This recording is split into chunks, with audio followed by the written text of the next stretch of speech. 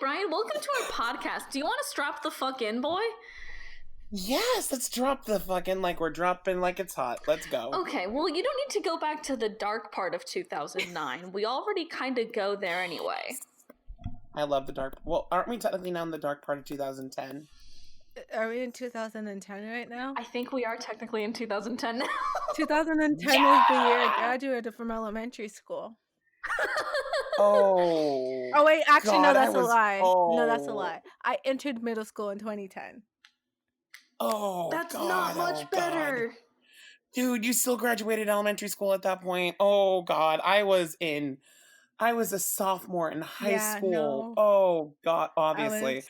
I was like, ooh, middle school. I guess we're gonna try this school out. Oh, there's a lot of fighting here. I guess I'll stay here for 2 years and then move to a religious school.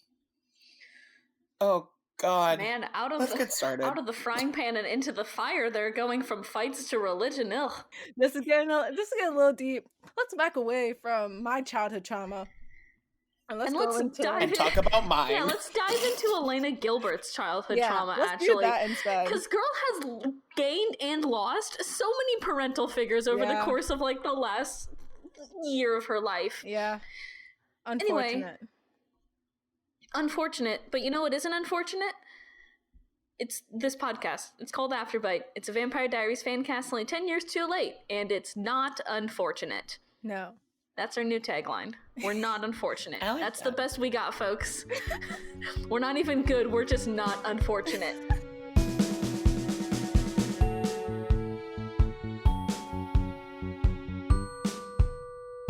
Hey, I'm B, joined by Jordan and Brian, and Brian, you're here.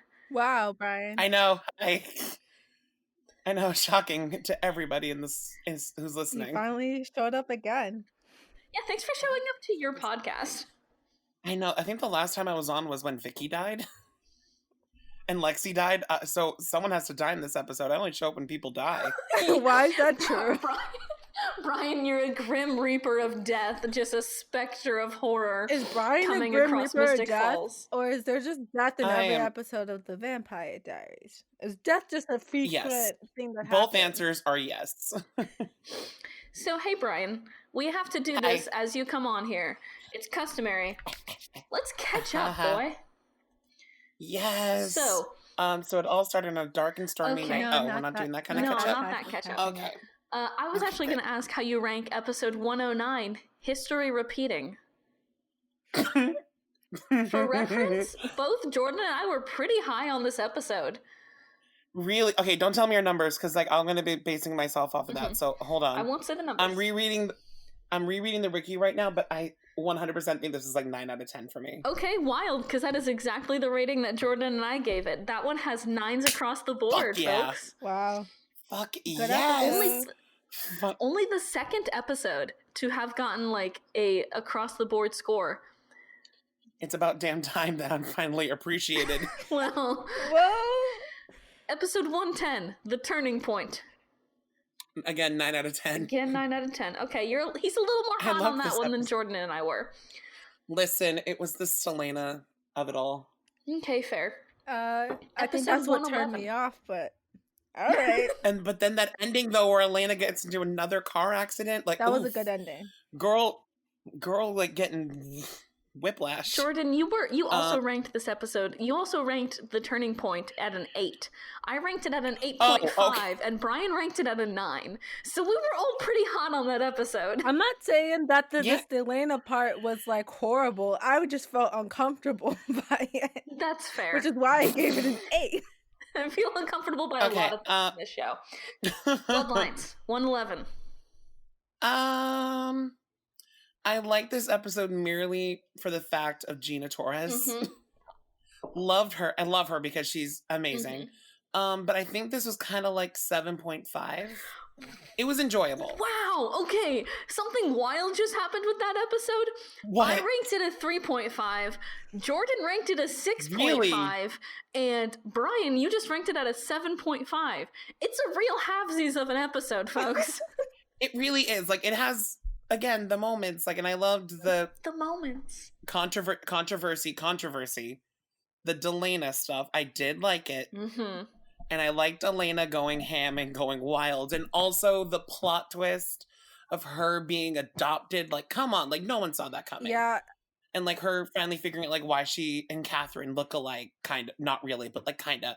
No, they really do look alike. Yeah, they're the same person. Surprisingly. Shocking. Here's my hot take. Not hot take. Honestly, it should be like a universal opinion. Anything with Damon involved is a no-go for me. So when you were talking about Delana, you couldn't see it, but I'm going to describe what I was doing. I was shaking my head back and shaking my head back and forth, and then you know that emoji that's like the square smile? Oh, okay. With that. Also, that was the first episode of 2010. Oh. Bringing it in. Bringing in the new year in style, folks, with a real halvesies of an episode. That actually aired 10 years ago, almost to the day. Wow. Of like when we're recording this? As of recording this. It's January 22nd. This aired January 21st. Whoa. Wow. What the fuck? I know. Shocking, right? Also, damn, way to date our episodes. Thanks, bud. Now everybody's going to know how long we take to get these out. We're just lining up with all the episodes. Yeah, we're really, definitely.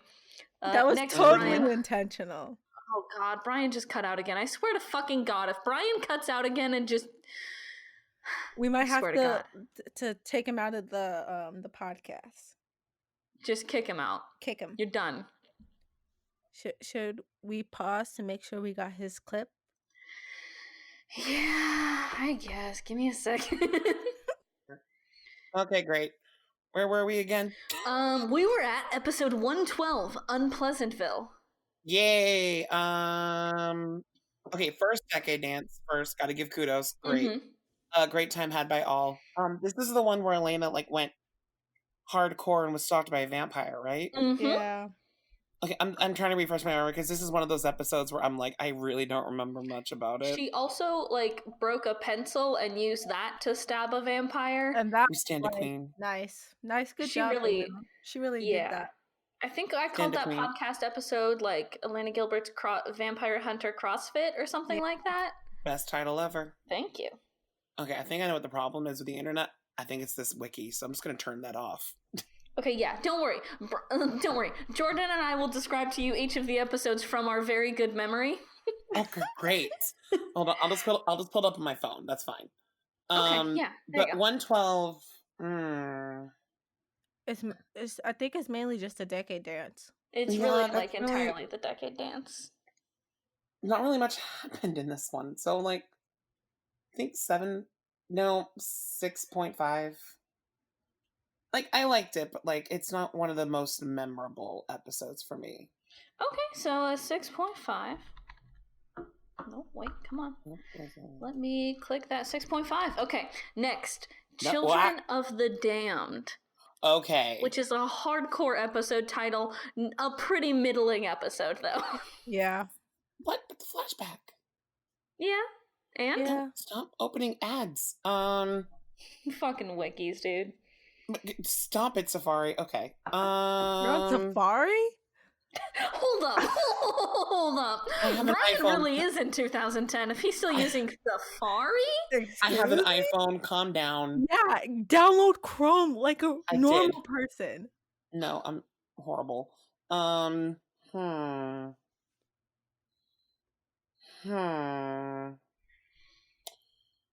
Merely because it was a flashback episode and I really liked the answers we got. 8. 8, okay. Well. Next up, finally, on Brian's breakneck tour of the last 6 episodes of TVD is 114, Fool Me Once. 9 out of 10. 9 out of 10. 9 out of 10. Okay, that's also what I ranked it, surprisingly. It's the best. It's one of my favorite episodes, honestly. Damn, bitch. It's one of my favorite episodes. I just remember watching it thinking we were going to meet Catherine. Me and my friends, we all watched this together. We all had a theory that once the tomb opened, Catherine would jump right out and choke Elena and kill her. Oh my god. Wow. We don't know why. Because we were all expecting them like to kind of like follow the books. At this point, kind of still, and like have Catherine kill Elena and turn Elena into a vampire. Does that happen in the books? I think no. Okay. Kind of. It's kind of like, we'll talk about that in season 3. Anyway. Wow, I like how Brian's already jotting down a note for like seasons later when he can't barely show up to one podcast every 10 episodes. He's like, jotting this down, folks. Damn. Yeah, jot that down. Put it in the notes. But no, like, I genuinely like think that like this was one of the best episodes because it was tension. Like, you were literally scared. Like, was Damon gonna die? Was Stefan gonna die? Was Stefan and Damon gonna be stuck in the tomb forever? What was happening with Bonnie? What was happening with Grams? And Grams. Grams, yeah. Damn. I think that was the first time Vampire Diaries actually made me cry because I was genuinely like, Bonnie's reaction to that broke me. It hurt. Yeah. Kat Graham's acting in that scene, again, we say this a lot, but top fucking notch. Girl worked for her money. She did. It literally, and then just that plot twist where Catherine wasn't even in there, so that all of the past 14 episodes to get Catherine back were for nothing. But also, I love that for Damon because he got ghosted so hard. He got ghosted real bad. But and it's what he deserves because I also don't want to be around Damon. I still think my favorite line ever was said by Anna. She goes, "She knew where you were, Damon. She didn't care." I'm like, yes. And I was like, damn. That's so savage. But then I still think the best part was like that even Stefan felt bad. Even Elena felt bad. And it's just like, damn. Elena feeling bad makes no sense. No, Elena cares too much and you know it. Oh yeah. For no good reason. Which we will also get into when we talk about the actual episodes we're talking about this week. Because she has an abrupt like change of pace. And thank God for that. Let's see how long it lasts. I don't remember what episode what are we doing? Episode 15? We are talking about episode 15, A Few Good Men. And so Matt Donovan, that's it. The Netflix description for this episode is just one sentence, like 12 words. Right. It is, Damon is asked by Sheriff Forbes to be part of a fundraising bachelor auction. That is something that happens. Great episode. I mean, like, okay episode, buck wild Netflix description. Yeah. Like, I'm pretty sure on the TVD wiki, that description is like a paragraph long. Yeah, let me read it to you right now. Matt and Caroline are surprised by the sudden reappearance of Matt's mom, Kelly. Stefan and Elena are worried about Damon's new attitude. Damon is asked by Sheriff Forbes to take part in a fundraising bachelor auction. There we go. Alar discovers shocking secrets from his own past. Okay. With help from Jenna and Stefan, Elena is determined to find out everything she can about her birth mother, but the truth may be more than she can handle. Okay, I have a question. Questions, answers. Okay. Netflix writer, this is to you. Directly to you. Did you just steal that sentence from the wiki?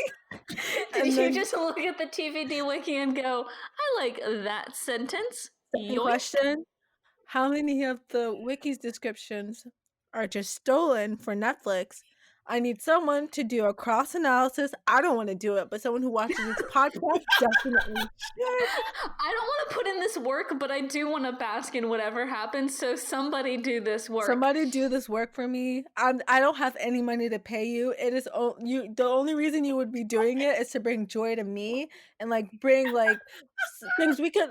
No, actually, this is both beneficial for me and you. Okay, because you'll give that to me, and then we can bring it to Netflix. And we can have a discussion with Netflix about what they're doing and like plagiarism. So, all we do, we can talk about plagiarism. Hey, we're protected under the Creative Commons. Brian. Yeah. What we are? I don't know law. Brian, you're lucky I do. I only watch. Listen, I watched Legally Blonde. She didn't go into that. The only thing I learned from Legally Blonde is you can't shower with a perm. Oh God. And that if I take a shower with a perm, I committed a murder. So, anyway, continuing on, A Few Good Men. I feel like anybody who gets a perm anyway is already like halfway to a murder because I feel like a perm's really hardcore. Well, that depends on what you're getting your perm for. If you have straight hair and you're getting a curly perm, I don't know what you doing. What's going on over there? Are you okay? But if you have curly hair, you're getting a straight perm. I understand. I grew up with people You getting get perms straight around me perms? all my life. All I right. legitimately thought perms were you just make your hair curly. That's legitimately the only thing that I knew. I thought No, I that's what did it not was. know they're there were used. straight They're hair just used perms. to change your hair pattern. So if you have curly hair, What? they're usually used to change it to like straight. And if you have straight hair, it's for curly.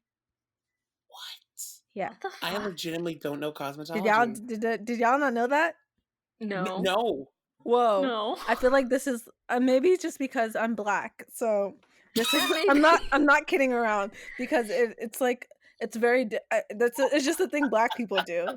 Like I'm not kidding around. Like it's Yeah, like I a feel it's like like a I feel common like I'm a hairstyle racist now. where like black people they like don't want to have to deal with their hair. So either they'll like get a protective hairstyle or like put it in braids or get a perm. A perm is when you You know straighten your what? hair or they'll wear a wig or some like a weave. You know, I good for them. knew like the straight hair to curly hair one. I didn't know the curly hair to straight one. I just don't know how perms work. Because Yeah. my How hair hair just does works. whatever it wants, and that's that. It's basically like it's basically like it's supposed to change your hair pattern for like a good amount of time. So like it's like the chemical basically makes it adapt to the hairstyle that you're going for. So if you want like to take your curly hair and make it straight, I think they put it into like rollers and then like straighten it Oh. out afterwards with with a blowout. But if you want your hair curly, you have straight hair, that's why they put it in the tinier rollers, like the smaller ones. Like the size also changes how much curl you have. Oh, size does matter. Yeah. I feel like I just learned so much, and then Brian ruined it with a dick joke. Yeah. Look at me coming in with the dicks. Okay, let's continue. Yeah. Let's Anyway, continue. episode 5, we get back to my 5, favorite tradition. 15. 5. 15. 1 5. Wait, I don't want to put a 1 in front of that lady. Come on. We get back to my favorite tradition, which is somebody dying in a cold open. Yeah. Love that. Oh wait, Big that fan. happened? I Mm-hmm. don't remember. We get Yeah. our Listen, it's first dead cold open in a while. It's A been a while. hiker who meets Harper and then dies. Harper was really sweet about it though. He was like, "Sorry you have to do this. I don't want to, but I'm a vampire, so." He's like, "Hey bud, this is going to hurt you more than it hurts me, and that's okay." Also Oh yeah, it's the guy from the tomb. Okay, okay, I remember. Yeah. Sorry. Also the fact I'm that having does he have a daylight ring?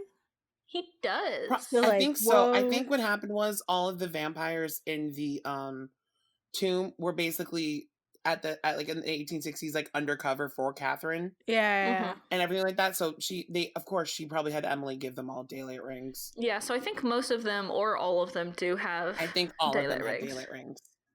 Oh, B, you answered my question. Thank you. I did. You're welcome. I wrote, That's "How do what I we know this do. actor?" And then B said, "He's in Pretty Little Liars and All My Children." I remember him from Pretty Little Liars. That's where I remember him from. I never watched Pretty Little Liars. I watched I'm the a first pretty 2 little seasons, truther. and then I stopped because it was bad. Honestly. I will never get over how fucking weak the Vampire Diaries music intro is, because this episode makes it super apparent because it cuts right from Harper tearing into this motherfucker's throat to that weak ass piano riff, and that's just it. That's just it. They like It's so fucking weak. You know what? I want teen TV shows to bring back good theme songs because every teen show I've watched does not live up to the hype of children's TV. Y'all need to get it together. I need good music. I need you know how they have like their names and then they have like a couple clips playing from the episode and then the person's name shows up and they're like a little video of them. I need that. Intro. I need that. Even bare basics like Teen Wolf, they had it down pat. Listen, it wasn't like too childish where they were like playing clips from the TV show, you know, but it was like a nice mature theme song and like they would have like each person have their little like intro, little association with what type of creature that they were, right? They were all wolves, by the way. It's Teen Wolf. They were all no, wolves. they weren't. All of them were not wolves. We've discussed this. I don't know shit about Teen Wolf. I'm just gonna say everybody was a wolf. That's it. They're all fucking dogs, baby. No. Woof woof. But also you should watch Teen Wolf. But anyways, they had it together. Vampire Diaries. It's just a shame that Teen Wolf ended after season 3, though. Yeah, it is. Such a shame. Such a shame. Nothing happened after that. Like that and was that the last series finale was Allison dying. I know, Oh, right? God. So weird. Really Anyways. weird. Anyways, continue. I feel like there's a Teen Wolf joke there that just like went over my head completely, and Most I'm definitely. 100% Afterbite Teen okay Wolf with edition coming to you in 2040. Yeah, I was gonna say after we finish all of TVD, Yes.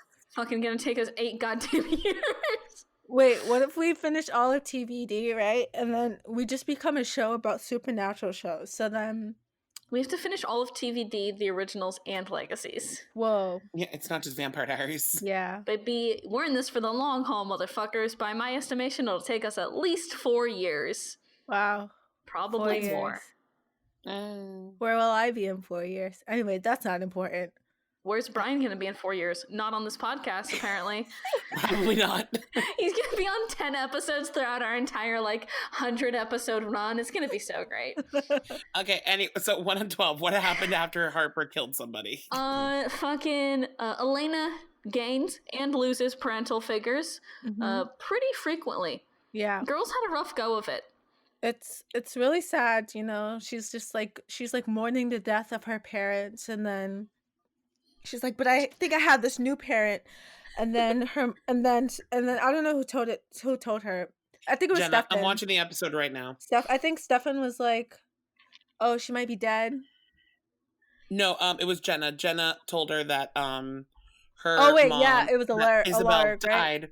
Yeah. And that Elena, and then found Isabel's best friend, I think her name was Trudy. Trudy. So Trudy. She's like, oh, I lost a parent, but it's hopeful because I'm adopted, so maybe I'll get to know my other. No, your other parents. And then dead. Hey, Brian. What was that? You realize this is an audio medium, right? We all heard that. I was drinking tea. It was not a fart. I promise. No, I'm legitimately drinking tea right now. It's in my Mickey Mouse Tervis cup, and I have iced tea. Okay. I want to talk about the bad Photoshop job as well, because it's clear to me that all of these images are photoshopped really bad. Oh, 100%. Oh, they're bad.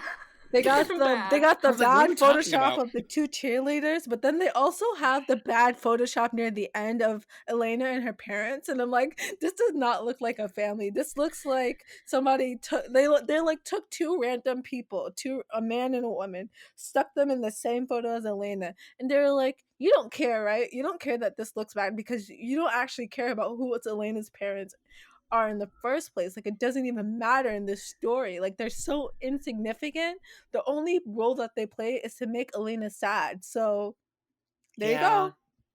It's also wild to me that they didn't even bother to adjust the lighting or anything, because in that picture of the 2 cheerleaders, one of them is very clearly lit from a different angle than the other one, and it's obvious. Yep. It looks real bad. I've seen fan edits on Twitter that are better than that. Yep, most definitely. Yeah. So, I know they contributed that. It's a shitty Photoshop job. It's just bad. Anyway, at one point, Damon Salvatore says, I have to go exploit some women in the name of grief. And I don't think I've ever seen a worse self-drag. Yeah. Damn, boy, you snatched your own wig there. But also the fact that Stefan's like, all right, cool. I know. This episode is, I have been on Team Stefan. The entire first episodes here. This one, is a big yikes. You lost me, man. I'm off of Team Stefan. You know who I am firmly team for? What? I'm Team Caroline Forbes now. Yeah, fuck everybody else on this show. You're correct. Except for Caroline Forbes and Bonnie Bennett. You're correct. You should say that because that's the correct take. Okay. Damon is like, I'm gonna kidnap all these girls and bleed them out, and it's okay because I'm sad, and I'll just return them. I promise I'll return them. And Stefan's like, all right, cool. It's like they're enabling an alcoholic, and it's like, why are you enabling him? Stop. You should stop it right there. Stefan has continually like enabled Damon in all of his bad habits, and this episode just really takes the fucking cake. Like, boy. And then Stefan's justification for doing it is like, I think he can change too. Stefan, how long have you known Damon? How long have you known him? Have you not known him for at least 100 years? Have you not known how he's like tended to act in grief and sad? Like, how long have you known him? Like, that's your brother. You should know he's not gonna get better. He's like the deadbeat uncle that is just sitting there doing his same thing year after year on his, like, sitting on his ass. Get it together, Stefan. You could do better. I think we all could do better, including Jordan's deadbeat uncle, who apparently she has some like harsh feelings for. Girl, you good? I just want to point out my entire track line for that was just silence. Sometimes that's okay. I don't have a deadbeat uncle, but I do have an uncle that annoys me. Not the same thing. Okay. Anyway. At one point, Matt and Caroline getting a little hot and heavy on the couch. Mm-hmm. Thank you for that content. Thank you. It's good. It's exciting. Yeah. And then Matt's mom walks in. She's just like, hey guys. Kelly Donovan, the best mom in the entire world. And Matt, being the precious boy that he is, puts a pillow over Caroline's boobs. He just covers her up with a pillow. And Listen, this is family-friendly content. I don't know if anybody else in the world saw that, but I was like, yeah, man, fuck yeah, dude. Matt Donovan didn't want to get demonetized. Matt Donovan was making this safe for work. What would the title of this be for a YouTube video? What would the title say? Mom caught me making out with... Yep. Uh-huh. Hot blonde, not clickbait. Very emotional. Got walked in on by my mom? What? Not clickbait. Emotional. Anxiety inducing. Incredibly anxiety inducing. Yeah. Also, when Kelly, by the way, Kelly, not a great, she doesn't love Caroline Forbes right off the bat, man. She's real fucking rude. And that's why I say I'm annoyed by her. Listen, I'm done with the Caroline hate.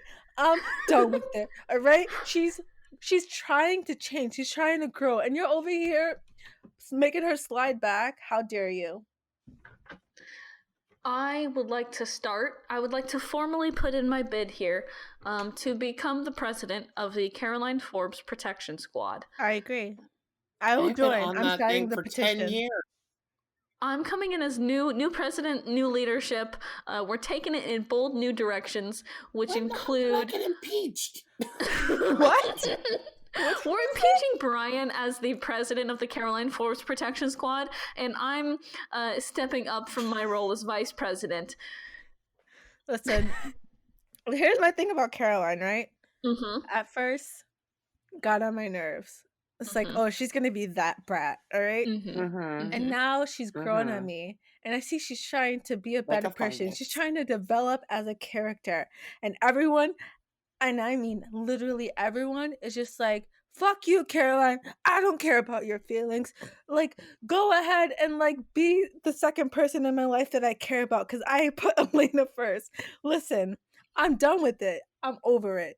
Everyone needs to stop acting like Caroline is not a person with feelings and emotions and needs, like, you know, some love and attention and affection.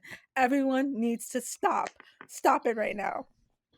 Okay, Jordan is on a soapbox this episode, so we should just call this one the soapbox episode.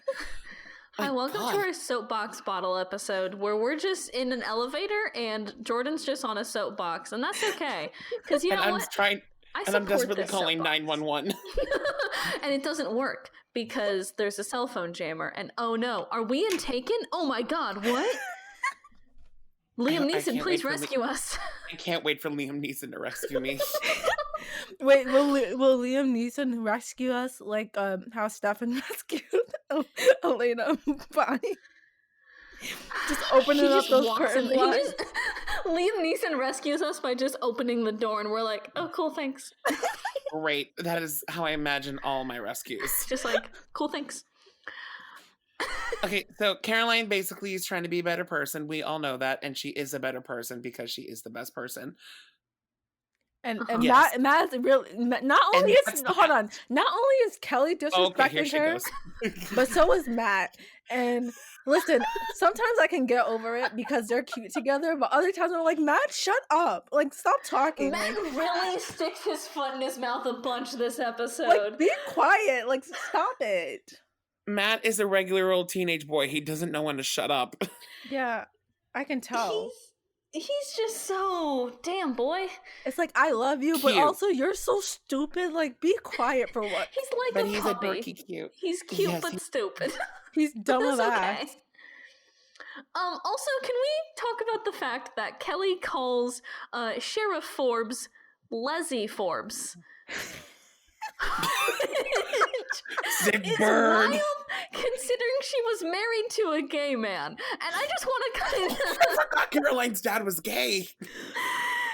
Did you really? Because it's a major plot point that I am thoroughly not looking forward to. But she calls Sheriff Forbes Leslie Forbes. I legitimately forgot for a second. Bill Forbes. Mm-hmm.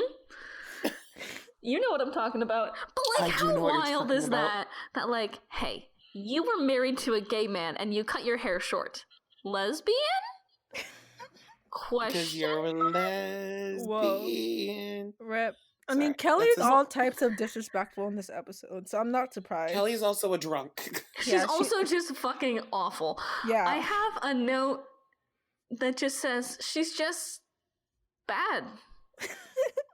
She's just bad. I have several notes. Bad. Mine's are, Kelly, you're the little worst. Kelly is literally the worst. I hate it here. I hate her. It's about time to announce that Kelly's my favorite character. Then in all caps, I hate her. How dare she disrespect Caroline like that? How? Yep. Okay, anyway, what happens after Kelly? Stefan... This episode, I think Stefan says, like, don't push it and I'll handle it, like, 4 times in these 2 episodes. He says it constantly, as though he has handled a single thing well. He says it with the confidence of a man who has a much better track record than he does right now. The worst track record. Also, can we talk about the fact that Stefan's keeping secrets from Elena once again, even though they've had the discussion beforehand? This is where Stefan kind of lost me. I jumped off the Stefan Salvatore support train. Yeah. And now I'm just kind of wandering around the train tracks, like kicking around a rock, trying to figure out what train to get on next. And I think it's the Caroline Forbes Protection Squad train. I'm just waiting for that one to come back through, you know? Yeah. Well, do I have some news for you? No. What happens?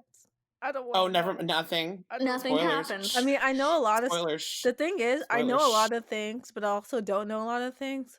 So I like have You're like Jon Snow. I like have bits and pieces from watching stuff happening on Twitter. I know what happens in approximately 4 tweets, and then everything else beyond that is a mystery. Yeah. I mean, that's how I survived off Arrow for like the last 5 seasons. God, fucking Arrow, dude. Let's not talk about Arrow. That's a whole other podcast. Let's not talk about that show. Everybody should just stay on Legends of Tomorrow, and that's that. That's on a whole other episode. Anyway, but yeah, Stefan is Stefan. Hero hair. Hero hair. He has hero hair. Not anything else to back it up, though. He hasn't quite earned his cape yet. He's just really not thriving this episode. It takes a while for us to get to the meat of what Netflix considers to be the episode, which is that fundraising bachelor auction. Why is it happening? It is happening because sexualizing men is funny. No, not even that. I don't care about sexualizing men. We can objectify men all we want. Excuse me. Table that point, folks. It's happening because they are raising money to throw a founding family party. That's what I'm saying. Why is that? That's exactly charity. You're rich. You're all so rich. Okay, that's why I was questioning it, because I was like, y'all, number one, I know half of y'all in this room are rich. Number two, there's no reason for me to be watching these men get bachelored off. Like what is the point? Like, y'all can't pay for this yourself. Like, you could have donated this money to literally anything else, but you're just pouring it back into the community like this. I think because this is before Tinder was invented, so they had nothing really to go on. So they were just like, shit, they had eHarmony. They had eHarmony. I don't Plenty mind of it. fish. Christian Mingle is probably really popular in Mystic Falls. Yeah, I would think that too. Yeah. Yeah, I Yeah. don't mind the auction, but if it was like for a good cause, but like it's for a shitty cause, like it's like for the fucking like another founding family party, which I like just who in love this town. But also, who in this town is showing up to this and is like, yes, I want to support the founding family, other than the founding family. Like, I don't get it. It's a weird, like, snake eating its own tail kind of thing. Like, they're selling raffle tickets that they bought with their money that they are going to be using to, like, refund themselves. It's fucking weird. Yeah, it's really fucking weird. I think it was just to kind of create the tension between Alaric and Damon. Yeah, no, that's definitely what it's for, story-wise. Yeah. But it's fucking stupid that they're not donating it to, like the Mystic Falls football team or something like that. The Mystic Falls Cancer Children, yes. Basically what we're saying is that the fundraiser is fine if it was for something else. Like, they could have made it for literally anything else, and this is what they've... Cancer Children. But honestly, like, character-wise, it makes sense. Character-wise, it makes sense that this is what they're doing.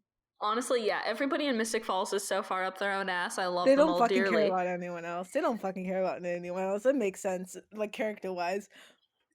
I love it's really good. Brian mentioned it a little earlier, like the tension between Alaric and Damon, fucking palpable. Yeah. You can cut that up and eat it for dinner. That tension when Damon's like, oh yeah, North Carolina, had a drink with your wife. She was delicious. I was like, everybody in the room is like, bro. Damn. Bro, what? Whoa. Everybody in the room, even those who don't know. It's like, ooh, bruh. What the fuck? I remember watching that and like how they cut to Elena and Elena. Oh, because we should probably preface this that Alaric was married to Isabel, and Isabel is Elena's biological mother. Okay. Yes, and which I did not believe for half of the episode. I was like, I feel like there's still a plot twist coming here, but there will be eventually. We can kind of gloss over right now. Elena goes to visit, like, oh yeah, we completely glossed over. We forgot about Elena. I'll do the gloss over right now, ladies. Elena goes to visit Trudy, and Trudy basically like lies to Elena, and like says that Isabel was like a good person, I think, or something like that, or is like healthy and alive. No, she doesn't tell her she's healthy and alive. Oh yeah, no, she doesn't. She just tells her like stuff about her past. Yeah, and then like we don't know who Elena's real father is, and all that stuff like that. And then like basically this guy comes in and kills Trudy. Just fucking yeets her down the stairs. Wild, honestly. Yeah, no, he kills her. He's human too. He's been compelled. Yeah. So this isn't a vampire doing this. This is a straight ass human. Straight ass. Sorry, I don't know why I found that funny. Straight people are hilarious. I understand completely. I definitely get it. And it was just like, it's really weird because it kind of puts in the back of your head, like, well, what's going on? Like, what's wrong? Like, why is Isabel like such a touchy subject right now? And who compelled that man in the name of Trudy, in the name of Isabel, to like stop the spread of information about her? Like, it's a wild, like, who hired you? Like, when Logan got brought back from the dead as a vampire, we were all like, oh shit, who the fuck? It's like a similar thing where it's like, oh shit, who the fuck? Who turned Logan? Anna. Do we know that? Anna. Oh yeah, okay. I forgot about that. Anyway, so back to the tension of Damon saying that he had a drink with Alaric's wife. And she was delicious. They cut to Elena, and Elena puts the pieces together that Damon killed her mother. And Elena is like, goes on this whole like, oh my god, like I was nice to him and blah blah blah. And I'm like, Elena, in my head, I'm also like, Elena, bitch, like he like tried to kill like friends of yours, like why? I don't understand why this is triggering all this hate, but it makes sense, but also why did it take this long? You know what I mean? It's the straw that breaks the camel's back. Mm-hmm. It's just the thing that finally is like the breaking point. She's like, what the hell, dude? And then I think my favorite is that same guy that killed Trudy shows up, tells Elena to stop looking for Isabel. We find out that Isabel is alive and a vampire, basically, compelling this man to have Elena basically not find her, which is really interesting because it's like Damon turned her mother into a vampire, and basically Elena's mother doesn't want her at the same time. It's also a wild kind of, we saw this kind of at the beginning of the season with Damon using like Vicky and Caroline as pawns for like whatever game he was playing. But this is it, I think, on a much better level, if that makes sense. It feels very much more like she's playing a chess game, whereas Damon felt like he was flying by the seat of his pants. It feels like Isabel is playing a game of chess right now, and she is exactly where she wants to be. Because there's a reason, like, but it's kind of weird because, like, why is Isabel doing all of this? Like, why now all of a sudden? Yeah. It starts to bring up, like, why all of a sudden now? Like, why not, like, when Elena, like we know Elena just started finding out and asking questions, but it's like, why doesn't Isabel want Elena to find her? Why can't Elena know her own mother? Like, what's the reason? Yeah. Really, it's interesting. Really, the timing is so sus. Yeah. Yeah, it really is, especially how it all kind of plays off at the same time. And everybody just or like comes together at the same time. Everybody doesn't. It sometimes is aggravating to watch this show because it's like nobody in the world in universe is like thinking a little bit deeper as like, hey, why is this happening? Or hey, why do Elena and Catherine look exactly alike? Like, it feels like sometimes we're the only ones asking those questions, whereas the people in the world are like, what am I gonna wear today? It just, sometimes this is one of those moments where I'm like, nobody's questioning that, really? Like, nobody? Y'all just opened up a tomb full of vampires and also found out some buck wild shit about Catherine, and now all of a sudden Elena's birth mother is popping up into the picture, and y'all are just like wondering how you want your eggs for breakfast in the morning. Like, it's wild to me sometimes. Yeah, I think it would be so much. Oh, hold on, I booped my mic. I think it would be you booped. I think it would be so much cooler if they had like a character within the show that was also like questioning the things we were questioning, and we were kind of living the show through their eyes, if that makes sense. Yeah, because sometimes, like, right, the first part of the season is definitely through Elena's point of view, and even now it feels like it's just kind of aggravating sometimes the way that they've kind of chosen to tell this story, and the way that the narrative plays out is that nobody within there is like questioning the big stuff and like at all. They're just kind of like waiting for it to play into their laps. It's just like the storytelling structure here is not my favorite way to tell a story. Definitely not like within an extended universe for an extended amount of time. Definitely not like my fave way. You know what is my favorite though? What? The way that this guy says, I'm done now, and then steps back into traffic to get hit by a truck. Yeah. That was epic. Big fucking mood. I will say, though, the best thing that vampires do to clean up loose ends is they say, once you completed your mission, kill yourself. That's like insane. Wild. But like, I love that. Like, I don't know what. It's so good. Like, it's really awesome because it's like, great, I've done my part. Bye. It's just like, by the way, gonna step in front of this 18-wheeler that is going very quickly through Mystic Falls, like the town square, y'all. Like, what? Why is this car going so fast? It's like such a good move because like then no one can literally like pick up after you, right? No one can like be like, oh, like unless they like get some type of artifact like Elena did from the person and was able to figure out that Isabel is still alive and isn't in fact a vampire, right? Unless you can do something like that, it kind of just like ties up all of your loose ends very perfectly so that nobody can like come after you and find you, and that's just like perfect. Yeah. It's like a Roomba that just like cleans up its own mess. The 18-wheeler of Mystic Falls. Can I just say one of my favorite lines from The Bachelor? The Bachelor, what is it called? Fundraiser? Okay, I thought we were talking about The Bachelor. I was like, that's a whole other podcast. Weird transition, but okay, go for it. So they're introducing people who are going to be auctioned off. Bachelored. And who's the person hosting again? Mayor Lockwood. Or not Mayor. Carol Lockwood. Carol Lockwood. So I'm gonna just say Carol. So Carol's like, Carol. So what do? I'm a plumber. And then she says, we could always use more plumbers. Nah, and then she just goes right next to the next person. Not even like a good, like a fun timed sex joke or anything. Just like, yeah, this is something we need. Go to trade school, folks. And then she just moves on.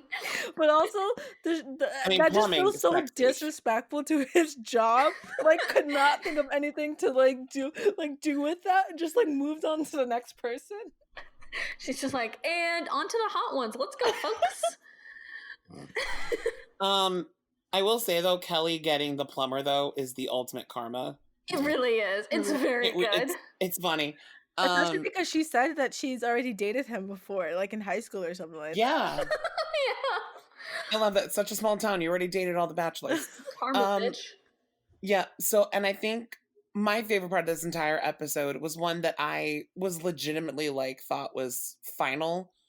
Damon killing Alaric. Oh, wow, that happened this episode? Yeah, that was this episode.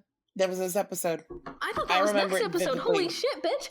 Damon kills Alaric. I vividly remember this one. I remember thinking like, oh, great, there goes Alaric. Yeah, that because was they me just too. like announced. They literally, I think they just announced like at this point, like when the show was airing, that Matt Davis was joining the main cast of the show. And then all of a sudden, would it be to join the main cast, and then the next day it's like, by the way, you're gonna die. It legitimately was like that. What? They were like, "This is for." I mean, I wasn't emotionally attached to Alaric at this point, so I was like, "Bye." It was just more shocking that Damon did it, but I'm not that shocked. The more shocking part was that Alaric survived. He survived. I was more confused because this entire time I thought Alaric was like a vampire. Yeah. And then we find out because of the ring and everything like that, he didn't want to be invited in, but then he was invited in, and then it's weird. But then like we come to find out he's not a vampire, he's still human. His ring protects them, and it's like, ooh, that's something new and different. Like, ooh. It's cool because I don't know if you were here on that episode, Brian, probably not, but Jordan and I had a whole conversation where we like just like listed off everything that they did the same with Alaric as they did with like the Salvatore brothers. So like the inviting in, the ring, the everything. It was so fucking interesting because they kind of just like dropped the ring after that. They were like, okay, so he's not a vampire, he's a vampire hunter. Whatever. With a ring that makes them indestructible, basically. He's got a family ring. We don't know what it is. And then they're like, oh, by the way, the ring means he can't be killed. Motherfuckers. Checkmate, bitch. Oh, like, damn. Goddamn. I still loved that part of the episode. Like, it was, yeah. not twisty. It was. Also, I love how Damon just is like, well, number one, I want to say I love how Jenna's every potential romantic interest she's had just like ends up almost dying now. So that's crazy. But also, her track record's great. Yeah, really, really great track record. And then also, Damon, when like he kills Alaric, and then he's like, he was grieving, and he came up to him and asked him about all this stuff, and that's why he killed him. I was like, Damon, shut up. Not everything is about you. Like, be quiet. Like, you're so annoying. For somebody who claims to have like a big grand master plan, sometimes Damon just like can't see in front of his own nose. Yeah, like, well, I think at this point his grand master plan is done. Like, yeah, his grand master plan is fucked. He lost. He's not getting Catherine back anymore. So it's kind of just like, But also the fact that another weird fact that the fact Damon just slept with Elena's mother. What? Why not? Also, yeah. Like, what? We don't talk about that. That never happened. That definitely did happen. He said it right out of his mouth. Because when he said it, when he says like, oh, she was delicious, it's like, oh, when you first hear it, you're like, oh, he meant like blood, and that's insane. But to everyone else, they think he's talking like about like sex, you know? And then it's revealed he actually is also talking about sex because he slept with her mother. Yikes. Also, You one connect thing the dots. you haven't connected shit. One thing that anyway, I do want to like point out here that I think we kind of briefly talked about last episode. I don't know if we kind of stressed it now that we know. I know. Now that we kind of know Elena's maternal heritage, is that Anna mentioned when she was waking Pearl up in the tomb that only Gilbert blood could wake Pearl up. So what the fuck? Elena's blood still did the trick. No, here's the thing that because it's not a mystical thing. I promise you that. Here's my TVD expertise coming in. Basically what happened was John Gilbert, the original Jonathan Gilbert, whatever. Oh, I know what happened. It's just wild because we don't know who Elena's father is, and it's like, what? Anna basically made a promise that the only person that would wake up her mother would be a Gilbert. I thought it was kind of like a revenge thing. I thought it was like an actual, like, when Pearl got put to sleep, it was the only blood that could wake her up. Is it just like a promise? No, it was like a promise. Yeah, Pearl just got desiccated and like normal, like any other vampire would.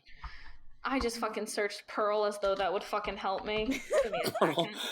You get Mr. Krabs' daughter. That's what I was gonna say. I got the nice gem. There we go. Oh, that's a thing too. I mean, my first thing is, but I think it was just because it was kind of like a promise kind of thing. So didn't really matter. But that does bring into question: is Elena's not a Gilbert? Elena is not Elena Gilbert. Who is she? Who is she is a Fleming. I think that was Isabel's last name. Yeah, that is Isabel's last name. Or Isabel, is she a Saltzman? So technically Alaric is Elena's stepfather. Yes. That is correct. Great. I love that. Great content. Which is why it makes it extra weird. Oh, when I read their fan fiction? Yes, I know. Not only that, when people ship them, when people both of you stop. Listen, that fan fiction called when Matthew Davis apparently when Matthew Davis this podcast, I swear to God. Yikes! Well, it's been a good run, folks. Yikes! Tune in next week for the Elena Alaric fan fiction podcast. Absolutely not. Absolutely. Not. Anyway, yeah. And then the episode I think ends with Elena calling Isabel. Yeah. And hearing her mom's voice and Isabel just straight up being like, bye. But that's really it. That's kind of what happened in this episode. But there's something that was supposed to happen in this. Was supposed to. Oh. Okay. It was a deleted scene. Oh. And I don't think many. On me, boy. I don't think many people know about this. Mm-hmm. There was a deleted scene with Kelly Donovan and Plumber Boy. Oh no. Oh no, hold on. They are making out in a back alley behind the grill or something. Mm-hmm. All of a sudden, the kissing becomes very intense and the plumber guy starts screaming. Oh. And all of a sudden he falls down dead. And Kelly walks away perfectly fine. Oh. Originally, the plan was Kelly was supposed to become a succubus or a siren or something. I don't know why that was a point or what happened with it, but I think basically the reason was like the writers were like, no, it's too soon to introduce stuff like this. So imagine if we'd gotten like what Legacies is getting now in Vampire Diaries, but like in season 1, we would have gotten like succubuses before werewolves. Oh. But yeah, but imagine that, but then Matt wouldn't have been human or anything like that. There's still like things like the fandom that everyone's like, yeah, there's still, she was a succubus still. I'm like, no, that's not canon. That's deleted scenes. But anyway. Didn't they eventually, correct me if I'm wrong here, but didn't they eventually in like season fucking 7 or 8 or who the fuck knows when, like come back, like bring succubi and whatever, like sirens back? Yep. They did. They kind of revisited it. Okay. So hey, let's table that point for now. We'll get back to it in like I'll 3 write years. it down, don't worry. Hey, make a note for the next episode that you're on in like 3 years. So episode 801. Mm-hmm. Okay. Hello, brother. That's the episode. How do I remember that? God, what the fuck, Brian? You don't know. Your brain don't is know. like that. Why? We don't know why your brain's like that. Oh, excuse me. Whoa. I don't know why you're also just like your throat is doing that into a microphone. We're an audio medium, Brian. I know. You don't want to know what I did into my microphone. I burped. I'm leaving it in. Your shame will be here for the world to see. Great. My burps are 10 out of 10. Would recommend. God, they're not. Absolutely. Okay. Do you want to talk about the next episode now? Yes. I have lots to say. The next episode is... Jesus Christ, another soapbox. Here we go. Shut up, Brian. You're not here... Shut up. Brian, do you even listen to this podcast regularly? I don't think so. I have a very busy schedule. Thank you very much for asking. I also have a busy schedule, and I managed to make it here every Wednesday. I don't know what it's like to be at places. Except for Disney World, apparently. I work there. Let's talk about episode 16. There Goes the Neighborhood. Yep, there it goes. Weird title. Bye. Goodbye, neighborhood. Funny enough, this episode aired on April Fool's Day. How did we go? Hold the fuck up. I thought you said the last episode aired in January. Oh no, that was for the episode, like, when you guys were asking me, like, what my rating was. I was like, wow, that aired 10 years ago. I was like, why the fuck did they take a 3-month break? Me So too. we already had our mid-season finale. No, the episode 15 aired March 25th, and then April 1st was 116. That aired the day after my birthday. Aww. March 31st. No wonder you're a fucking fool. There goes the neighborhood. The description is, Anna brings a surprising guest to pay a visit to Damon. Elena and Stefan go... I said his name very... Stefan. Elena and Stefan go on an awkward double date with Caroline and Matt. Very awkward. Okay, so fun fact. Remember how we talked about the Netflix copying the TVD wiki? Mm-hmm. Yeah. Yeah, that's the same thing, basically. That's the first 2 sentences. Netflix, we're on to you. We're on to you. All right? Which came first, the chicken or the egg? Did Netflix have the descriptions, or did the TVD wiki have the descriptions first? Watch yourself, Netflix. But yeah, basically it was Anna brings a surprising guest along when she pays a visit to Damon. Elena and Stefan go on an awkward double date with Caroline and Matt, but Stefan and Matt find they have some common ground. They are both bottoms. Jenna reunites with her old friend Kelly, and Jeremy's relationship with Anna takes an unexpected direction. See, we're on to you, Netflix. We know what you're doing. And we're calling you out for it. So this is a call out. We know that the Netflix description writer got lazy and just went to the wiki now, and we're just disappointed. Meet me at the school parking lot at dusk, and we will fight. Make sure your mom picks you up. Or make sure your mom brings an ice pack, please. Okay. Anyway, so who the fuck goes on double dates in high school? Yeah, psychotic people. Fucking crazy people. You're right, especially Brian. when 2 of the people have already dated. That's even more awkward.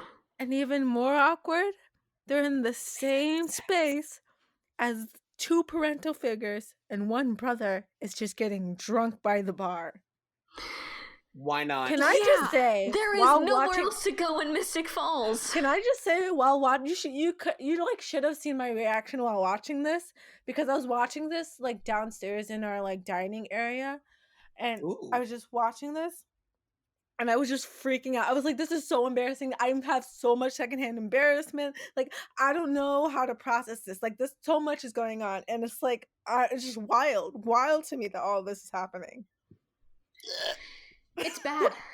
Also, God, sorry, Brian, the sounds you make are awful. They're really bad. I'm laying down on my bed. I was rolling over. They're the really sounds bad. you make are awful. They're really bad. I know, right? I should probably get that checked out by a doctor. Doctor Who. Anyway. God, also, that joke was awful. Yeah, that was... I've been rewatching Doctor Who. Don't judge me. We're not judging you for watching Doctor Who. We're judging you for your joke. Yeah. Oh, the show is my fine. life. The Anyway. joke, you're on thin fucking ice. I'm always on thin fucking ice. Let's be real here.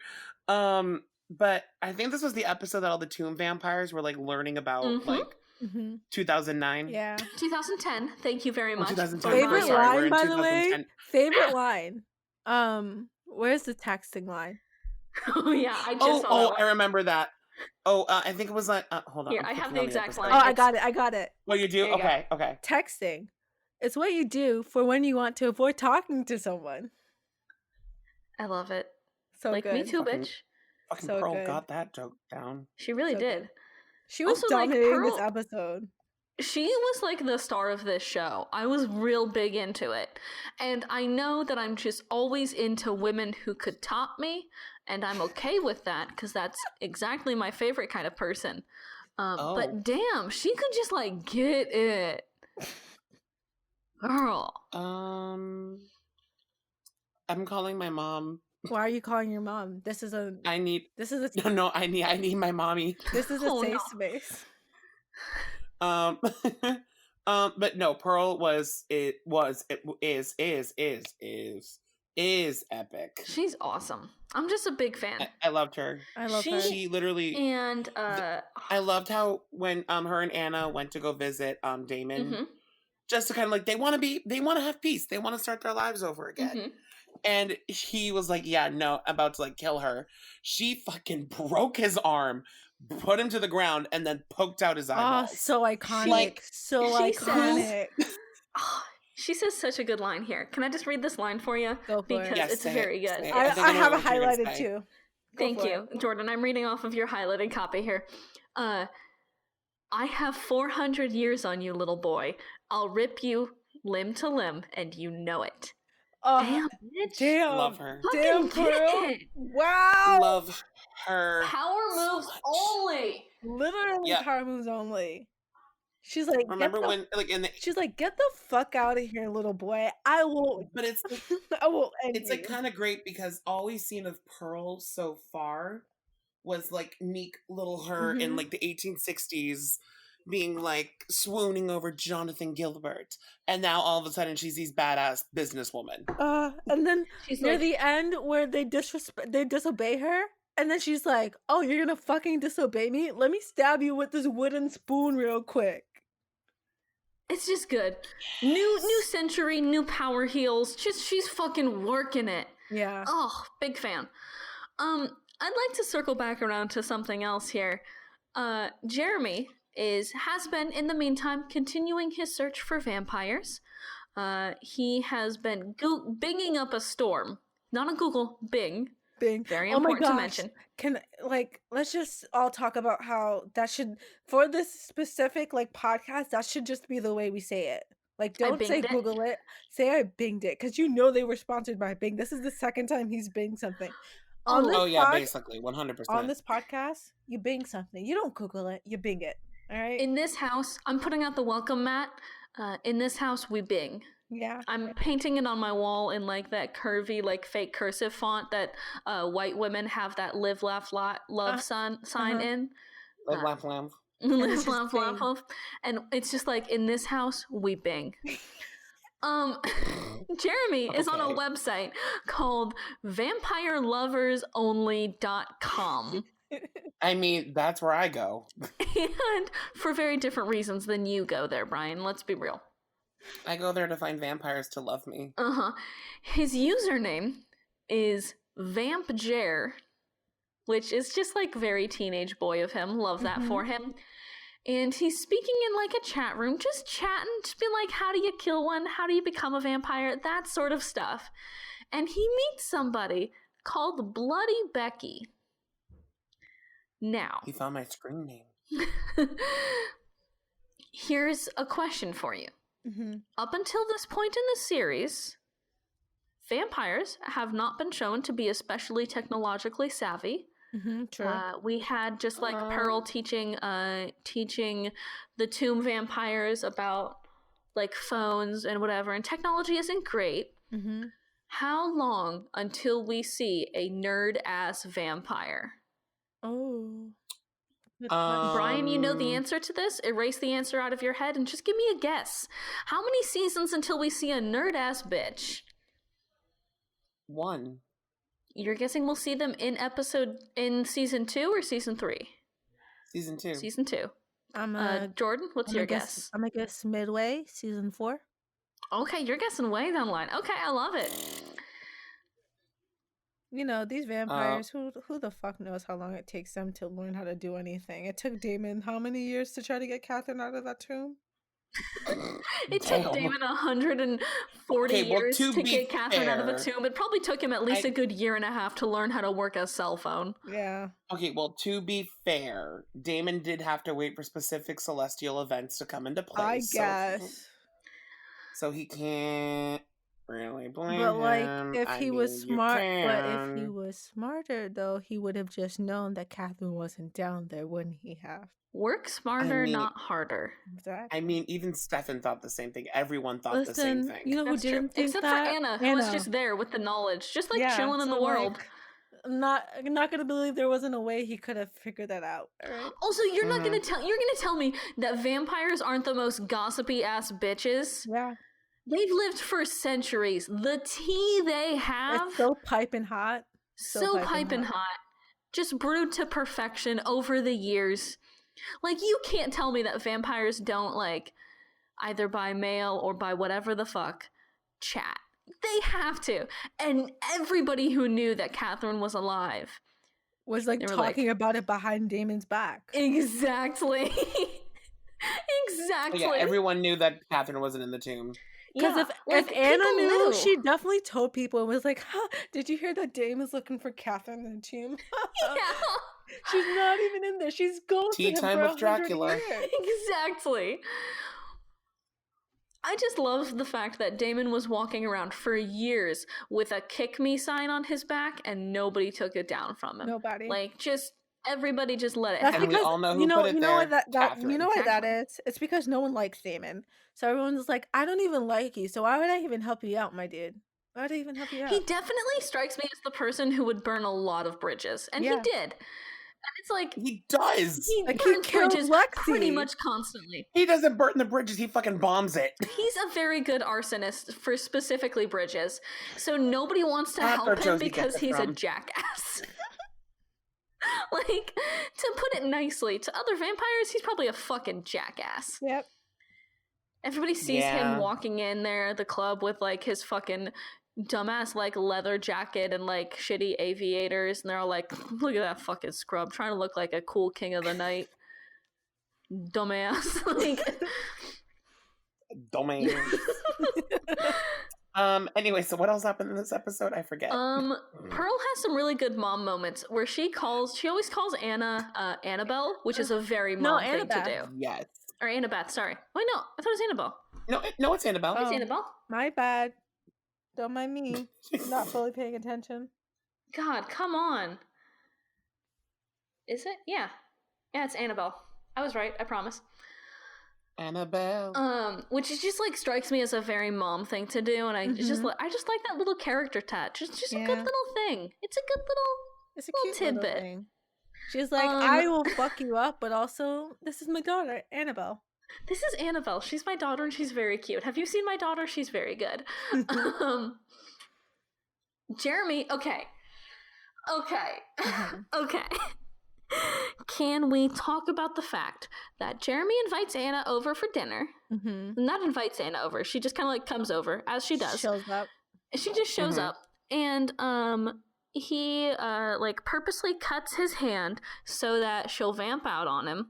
And she does. Her restraint is admirable. We gotta give her that. Her restraint is admirable. Pretty good compared to Stefan in that episode with the garlic bread. Compared to that. Oh my god.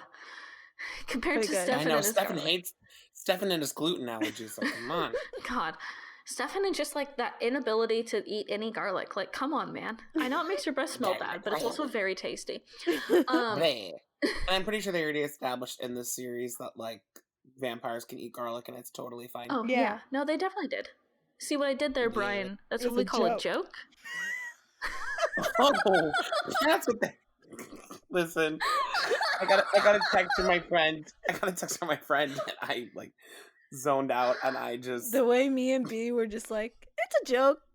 It's called a joke. Hey, Brian, I don't know if you've been on this podcast enough to know, or if you've listened to this podcast enough to know, but this is what we kind of call a comedy podcast. Yeah. Oh, comedy. Tell me more. Allow me to teach you the ways of vampire-based comedy. Anyway, Jeremy cuts his hand open and he like holds it out to Anna. He's the bravest little motherfucker here. Bravest of them he all. holds it out and he's like, "Do it if you want," and she does. Yeah, She it is very feeds from his sexual. hand. Can I just say? Uh-huh. A lot of sexual attention there. Very sexual. Not sure how I feel about it.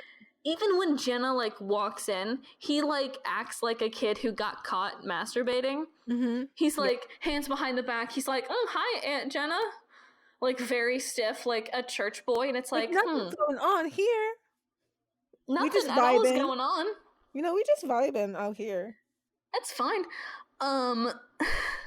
Jeremy basically vibe checked Anna. Wow, good for him. No, he didn't. That's not a vibe check. I mean, is it a vibe? I don't know what vibe check means. Yeah, that's not a vibe check. Hey, You Jordan, didn't do you pass have the the vibe official? check. Like, do you have the official I'm ruling? the official person who knows when a vibe check is going on. Mhm. He wasn't vibe checking her. Okay. Oh, The okay, ruling good. on the court and shot down. Okay. Anyway, Later that night, we're just gonna kind of wrap up the storyline, and then we'll talk about that disastrous double date. Yes. Later that night, Anna comes back into Jeremy's room, and they talk for a little bit. She's like, "How'd you know?" And in that case, Anna, you gave him all Yeah. of the fucking research. Yeah, Anna. Yeah, We talked Anna. about how buck wild that was during that last episode. She gave him all of the research to prove that vampires existed. Here's the thing, Anna. Lay it on me. I'm confused by you. Wholeheartedly just confused by you. Because at first I was like, oh, like the reasoning she gives for giving Jeremy all that data is that she was like trying to like impress him, right? Because she liked him. She was trying to like fast track that friendship. But that's also the reasoning she gives him, right? Because he's like, why'd you do that? And then she's like, oh, I just was like trying to, like, I liked you and I was just trying to make you like me too. And here's the thing, Anna, your reasoning kind of just makes a little bit of sense, but also no sense at all, because it makes sense for a storyline in like a sense of like, oh, a girl likes a guy, she wants to prove that she's really into this thing that he's into, so she like overshares information. But Anna, you know you're a vampire. You know that vampires actually exist. So then it doesn't make any sense, because you don't want Jeremy to find out that you're a vampire, what vampire things are.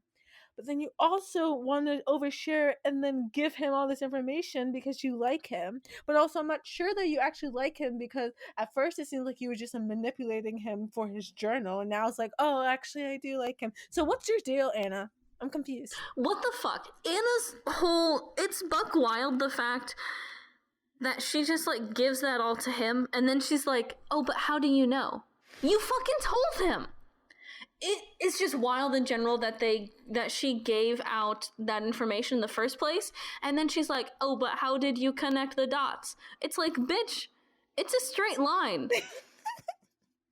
That's it. I kind of feel like I'm sitting at like a dinner table right now, and like you two are like arguing back and forth to each other, and I'm just kind of like, I feel like we've had like, this experience already, Brian. I feel like you've used that same joke, Brian. I have. I just remembered that joke. Hold on. I gotta think of a new analogy. Listen, I come into this podcast bi-monthly, and I do not know how to make the same. Yep. Don't know how to make different jokes. Because Yep, I mean, we why we proved that you write know how to things make the down. same joke. Brian, I know how to make the same joke. I honestly, I was like zoned out halfway through. I was like, "Yep, Anna, she's a bitch." Next. Anna's good though. She's really cute. Oh no, Anna's one of my favorite characters. Don't get me wrong. Anna's really adorable and cute with Jeremy. Not gonna lie there. If there wasn't so much manipulation going on, I'd probably ship it more. But also the subtle savagery of Anna saying, I don't know, Jeremy. I guess I was just into guys like you. What does guy like me mean? I don't know. I was just like a sucker for lost guys. Wow, Anna. Really like subtle there with like first you say it to was it Ben? Yeah. First she's like, oh Ben, I turned you because I saw you were like lost in life and you were like down in life. You didn't know what you were doing. And then she just confirms again that she's just really into guys who need help. That sounds about right. Also, It's that like, I'm into people who are lost. Also was Damon's reasoning for turning Vicky into a vampire. He's like, you have no fucking purpose. Yeah. Live forever. Congrats. And isn't that also subtly the reason why he turned Isabel? Because he was like, you're not happy with your life. Let me turn you. Yeah. Why? Why not? Why is that your solution for everything? Like, live forever? Bitch, no, thank you. Okay, let's talk about this wild-ass double date. We forgot do we want to talk about the biggest, like, the plot twist at the end later? Let's save that for the very end. All right. Let's just kind of put a pin in that storyline. There was a plot twist? There's a plot twist at the end. Let's talk about... I can't wait to find out what it was. Let's talk about that awful double date. So much to discuss. You mean the best double date ever? So much to discuss. Where do we begin? I have been on a few double dates in my time. I've always been a third wheel, so... Same, Brian. Dates alone are pretty awkward. Oh, God, yeah. If you add that in with, like, a double date, that's double the awkwardness. Yeah. Now all of a sudden you don't need to just be funny for one person. You got 3 people you need to make laugh. Like, what the fuck? Yeah. I don't have jokes that are that guaranteed to please, folks. It's so awkward and so bad. And this episode, this double date storyline is doubly awkward and doubly bad because Matt and Elena used to date. And they chat about it like all the damn time. Yeah, that's all they talk about. And then Caroline's like, hey, what the fuck, Elena? And Elena's like, yeah, might be. Like, here's the thing, right? Because Caroline's clearly feeling, like, very insecure because Matt's mom, Kelly, doesn't like her and is, like, obviously shows more affection towards Elena. Also, hey, Matt's mom is a bitch. Matt is a kind but dumb boy. How did that jump happen? Yeah, I don't know what happened. Because here's my reasoning for Matt. He had basically his sister going off the deep end, his mom going off the deep end. He kind of had to grow up quickly. That is true. That's fair. And that's something that's addressed a lot in this episode, which is kind of sad. But now it's like he finally has the chance to be that kid. He has a girlfriend that he could love, and he is in a happy place, and he is over Elena. He's not sad over Elena anymore. I don't think he's over Elena. Let's be honest. He's over Elena. As much as he can. They have a history. Yeah. They have history together. I think Roll credits. Here's my opinion on Matt, all right? I think even though he's like, I think he's still in the process of getting over Elena. I think he's okay with her being in another relationship, right? And I think that he's okay with them not being together. I do think he still harbors a tiny bit of feelings towards her. He like says that himself, right? He's not fully over her. I don't think he's fully over her. I think he's in the process of getting over her. Makes sense. The way they talk about like when they dated and like they also don't talk too much about like when they dated. They talk more about like their childhood. That's true. Yeah. And Caroline's like, stop. Yeah, and that's the thing. I think that's most troubling for me with Caroline. It seems like she's just constantly self-sabotaging herself.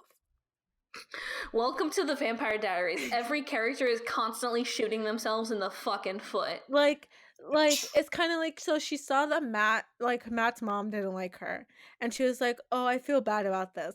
Let me now go on this double date with this girl who I think Matt's mom likes better than me, and who I think Matt is still not over, even though we're in a relationship. And let me just plan out this little double date with and the thing is, I know Caroline knows how it's gonna work out. Like, she's one of those people who plans things out beforehand, right?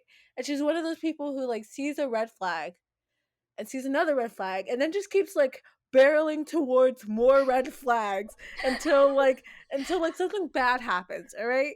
Like, she is honestly just like always shooting herself in the foot, and this episode is like the biggest example of that, because she goes on this double date knowing goddamn well that she's not ready for Matt and Elena to be in the same room and talking about childhood friendships, and because she thinks that Matt's not over her, and she thinks that Elena is like somehow like the like golden girl, and they're like in this weird like relationship. So I don't know. And then she also like talks about how like Elena is always gets put first. She's always put like second. Like there's like she like feels like there's like obviously a bond between Bonnie and Elena, and then there's also this bond between Matt and Elena, and it kind of feels like she's always like the third person in some weird ass relationship. Which, I mean, she's right. Fair. She's always fair. she is at this point in the series super always put second. Yeah.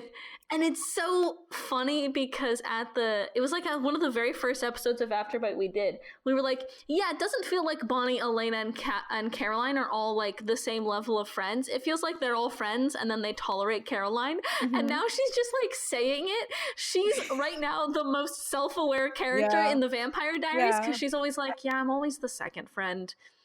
It's so funny to me. I just love it. She's very self-aware. Big fan. Yeah.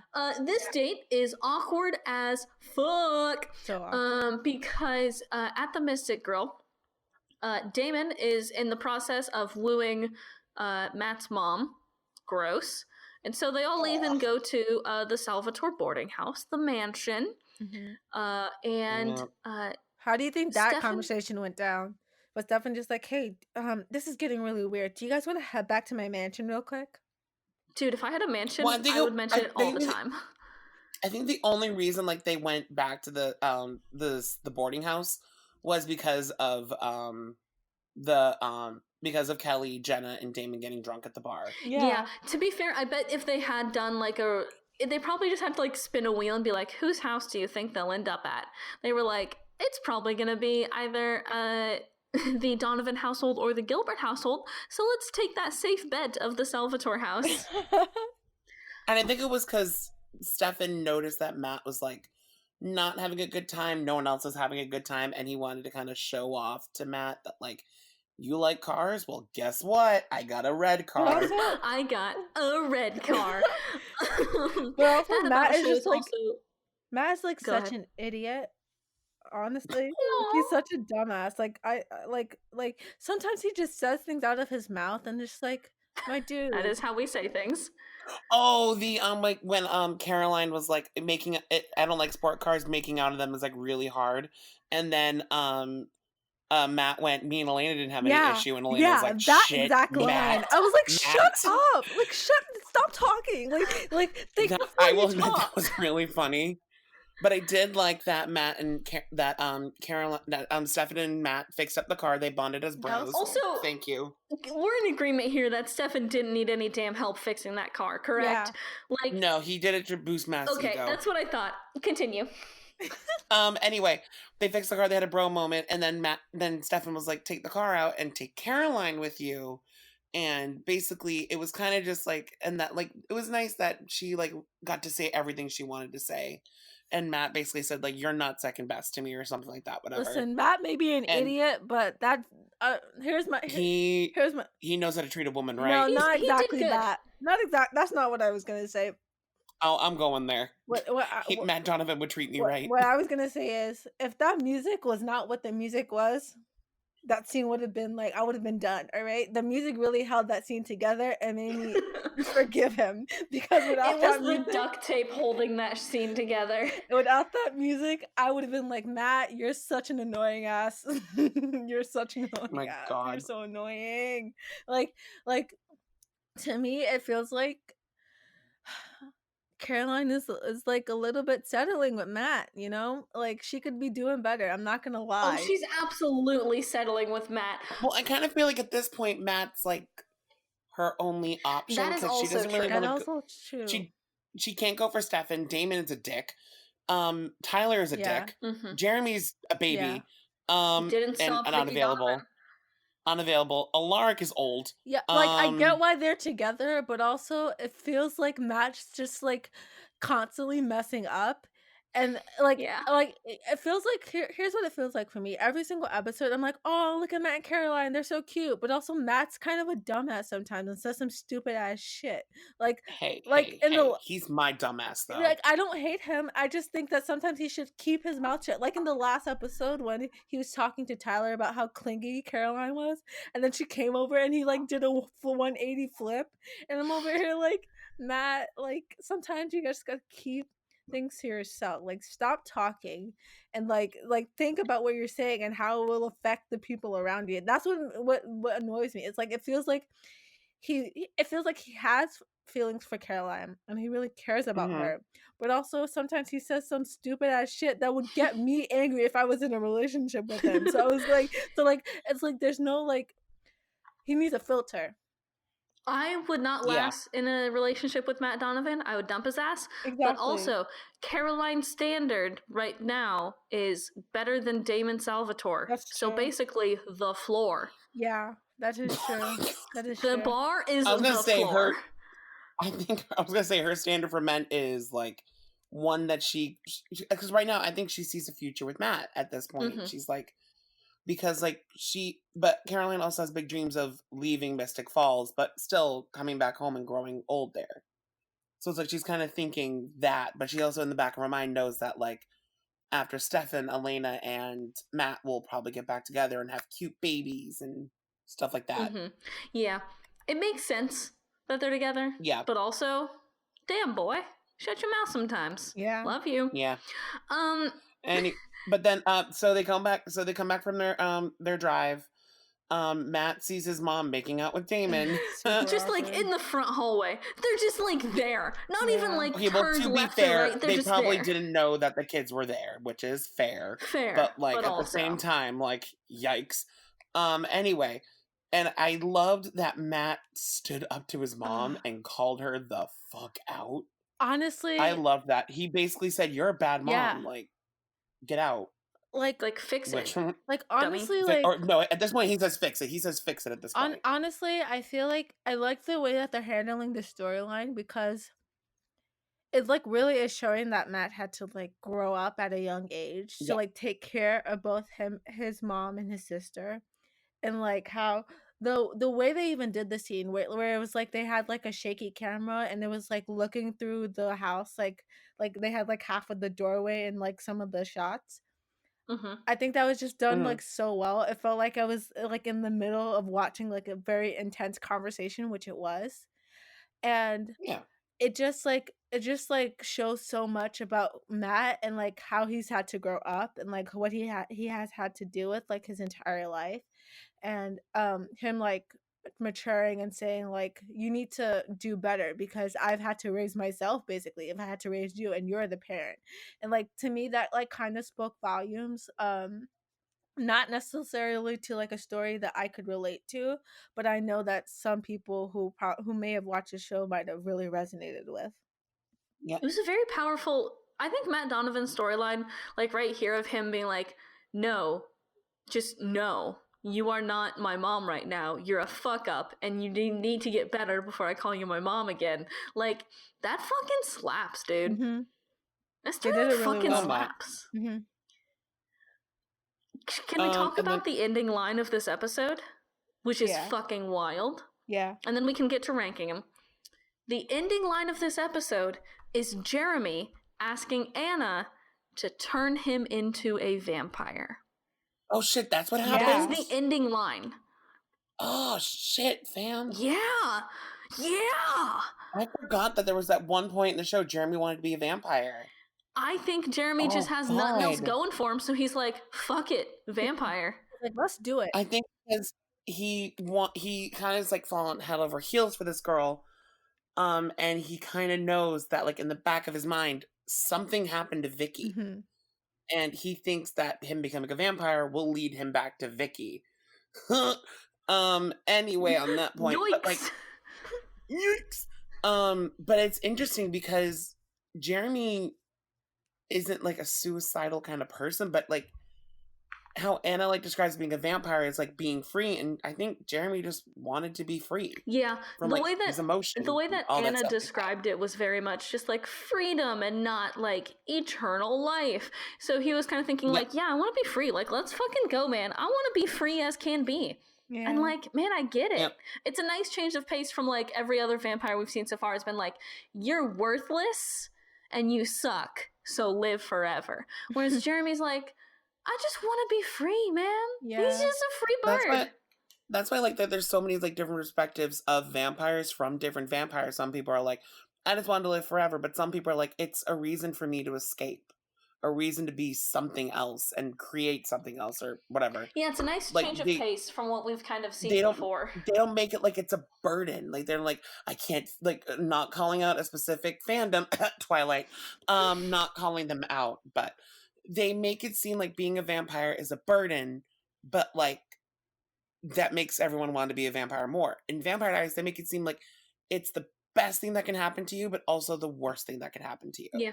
Because you get so many perks, so many great perks, but there's also that downside of living forever, losing people, losing yourself too. So it's like they make being a vampire kind of a bigger metaphor, I think. It's also nice. They really like kind of they put that into kind of a stark contrast. When you just said that living forever and losing people, you kind of reminded me of that little storyline that they had with Lexi and her boyfriend. Oh yeah. Who her boyfriend tried to kill Damon because Damon killed Lexi, and for some reason Elena like saved him. Who knows why? Who knows? But like it kind of reminded me, like that just kind of threw that into contrast of like, yeah, man, that's the person he loved, who he had forever, and now she's gone. Yeah, so it's like, why do you want to live forever now? Like, what's the point? Yeah. And it's like there's so much like, hey, I don't know, vampires. What are you doing to your microphone? Oh, nothing. It sounded like you were just like scratching at it, like a cat was scratching at it. I had a dust fell on my computer. That was it. Oh, that's probably what that was. That's weird though. Okay, anyway. I love vampires, like one of my favorite creatures, but like I love the portrayal of how Vampire Diaries did it.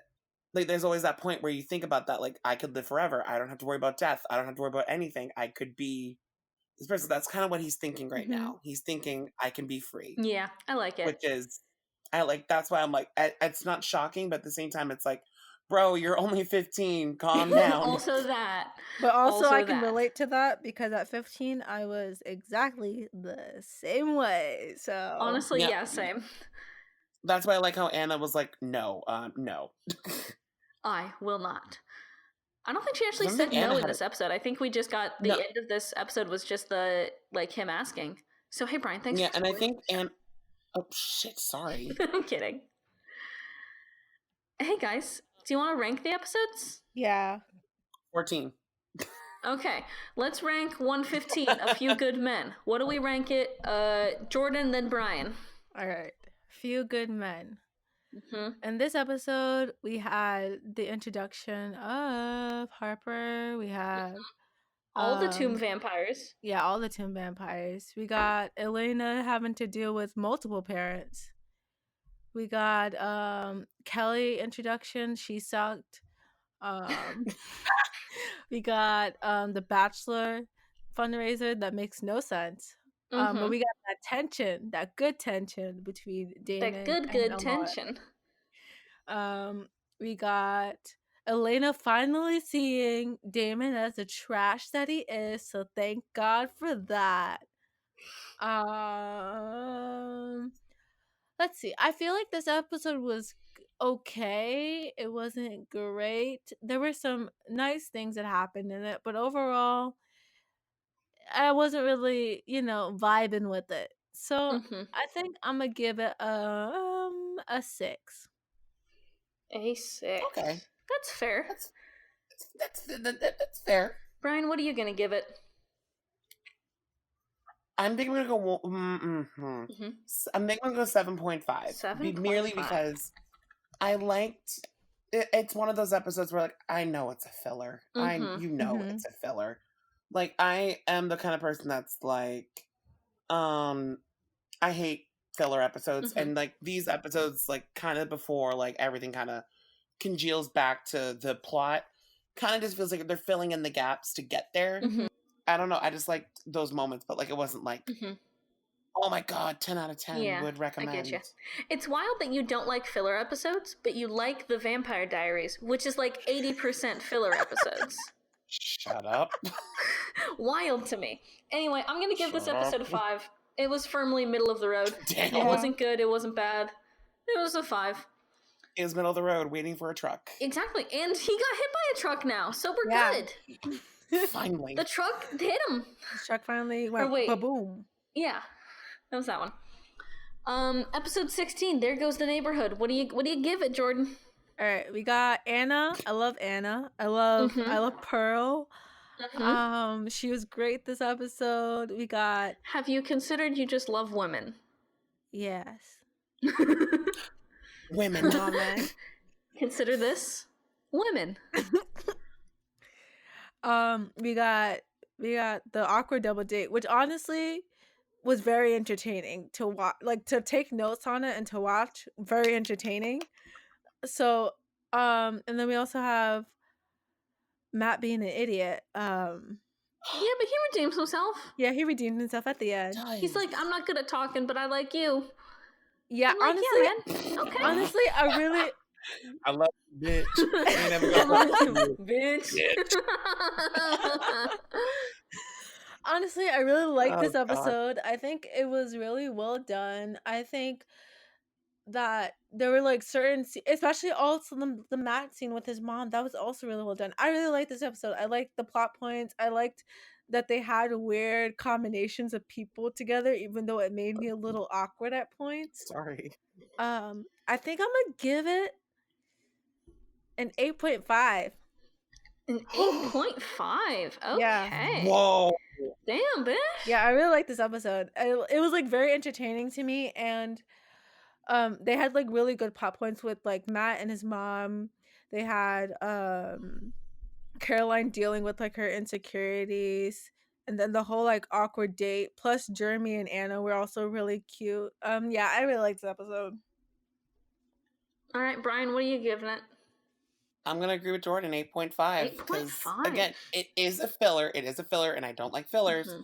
But fillers are good when they actually do something. This did something. Yeah. It didn't boost like the main plot of the season forward or backwards.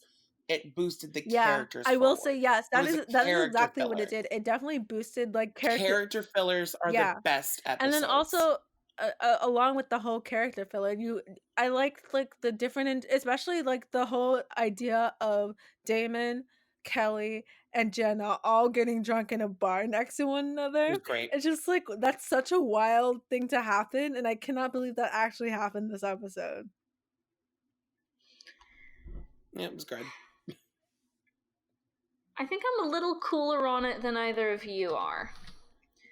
Damn. I think here we are on 8.5 Island and B's on the boat out. I'm leaving. I'm getting off this fucking island. The trap has spoken. Goodbye. I've been voted off this island. Leave your torch and go. Man, I don't know. Maybe I am on 8.5 Island. No. Welcome back, on the shore. sister. I'm on 8. Oh, never mind. I'm on 8. So it's not bad. You just shipwrecked. I'm just a little bit off the coast here. Just a little bit. I'm like knee deep in the water off the side of 8.5 Island. 8.5, same difference. It's like a 0.5 difference. I mean, you're right. Yeah. That is how math works, Jordan. Good job. Because 9 for me is like, I really, really enjoyed this episode, but it's not my favorite. Yeah. 10 out of 10, it's my favorite. Yeah. Yeah, I will say same scale. So like, this is close to one of my favorites of the season. Yeah.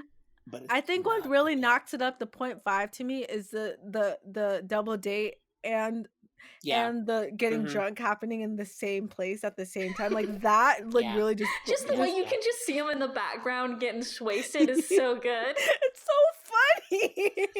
Also the fact that Damon fucks Matt's mom. Yeah, it's like a comedy. It's like, it feels like an episode of a comedy sitcom. Like, you know what I mean? It like feels like an episode of a sitcom. Like these 4 people go on a date together and then randomly interact with these 3 other characters. Like, it's so funny to me, honestly. You know what else kind of felt like a comedy here? I didn't mention this during the episode, but in A Few Good Men, when Elena tells Damon, like, Isabel was my mom, and his face falls in this beat with the music. It's a whole ass comedy. Literally, there's a drum beat and it kind of like plays out and his face falls right with the music. And I don't know why, but it is hysterical.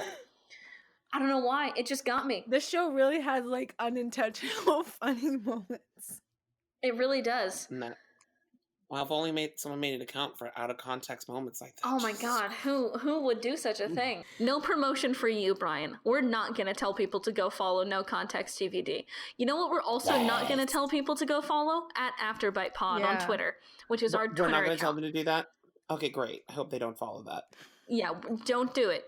Absolutely not. Don't do it. We have 3 episodes of Afterbite. We have 2 episodes left before the finale of Afterbite. Season 1. I gotta be there for that one. Will you though? Well, it's about on your schedule. It's about every 3 to 4 episodes. Mm-hmm. It's about on your shitty goblin schedule. So seriously, if you have friends who you think would like Afterbite and they haven't watched yet or haven't listened yet, you don't even need to watch The Vampire Diaries to listen to this podcast. Ideally, you don't, because we give you all of the things that matter. Yeah. Every single thing that matters, we mention. Yes. All of it. All of it. Yeah. Right in a nice hour and a half. Exactly. And I condense it down as much as I can, but it usually turns out to be about an hour and 20 minutes. So, stay tuned for the next few episodes. They'll be real bangers, especially our season 1 finale episode. It's gonna be a blast. Yay. So, that season 1 finale though. Mwah. Yeah, chef's kiss. So follow us on Twitter at Afterbite Pod, and I'm just gonna start fading up the music now because we don't do an outro. We just kind of like fade the music up and then just kind of leave. Wrong music. Definitely not the. Wrong music. I don't listen to our show, so I wouldn't know. Of course you don't.